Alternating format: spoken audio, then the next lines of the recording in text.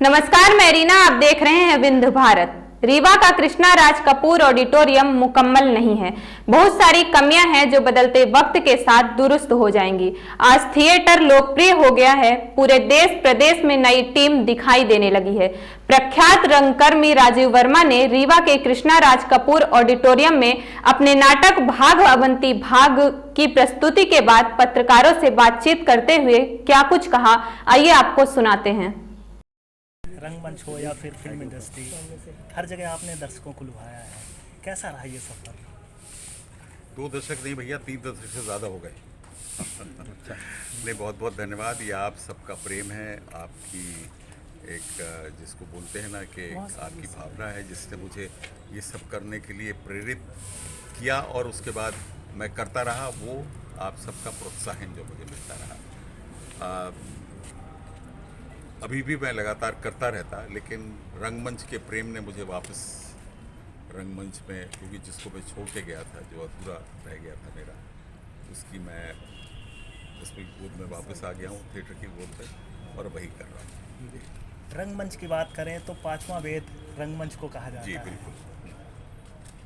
लेकिन यहाँ पर देखने को आया है कि 4 वेदों के बाद 5वां वेद लगभग लोग जानते ही नहीं रंगमंच के बारे में। नहीं जानते नहीं है, लेकिन कर तो रहे हैं, वेद को प्रैक्टिस तो कर रहे हैं। देखिए, 5वां वेद ब्रह्मा जी ने इस लिए बनाया था कि 4 वेद तो थे, वो ब्राह्मणों के लिए थे। उस वक्त रिस्ट्रिक्शंस थे, कौन उनको पढ़ सकता है, कौन समझ सकता है।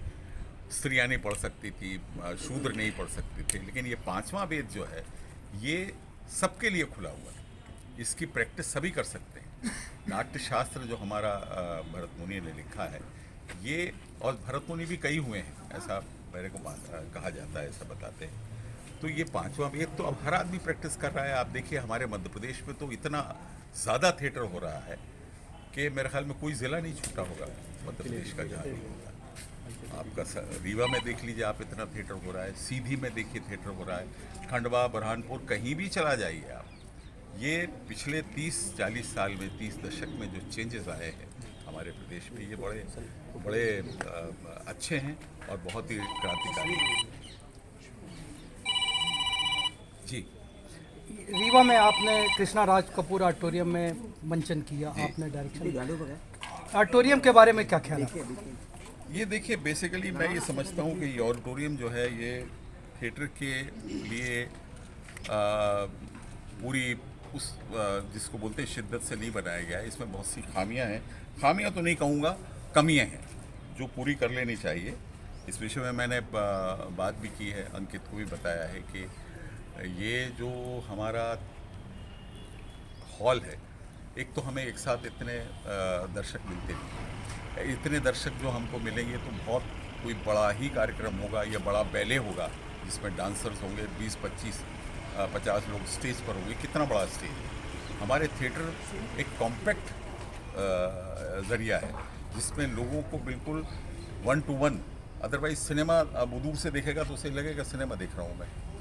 थिएटर एक अलग चीज़ है। तो इसमें 250, 300, 350 कैपेसिटी का अगर हॉल होगा तो अच्छा होगा।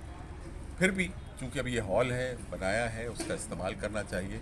तो स्टेज को थिएटर की तरह से इस्तेमाल करने के लिए, थिएटर के लिए इस्तेमाल करने के लिए कुछ कमियां हैं, कुछ एक्स्ट्रा चीज़ें हैं जो लगा सकते हैं। जब थिएटर हो तो आप वो उनसे सहायता लेके आप थिएटर करें। बाकी हॉल तो बहुत अच्छा है, और अगर छोटा थिएटर रहे तो ज़्यादा मज़ा आएगा। छोटा हमारे विंध्य प्रदेश के युवाओं को लेकर आप प्रदेश ही इस वक्त जो है वो, और ख़ास तौर से विंध्य प्रदेश में तो फैला हुआ है जी। आप देखिए, बघेलखंडी लोक नृत्य, लोकगीन और लोक नाट्य कितना हो रहा है।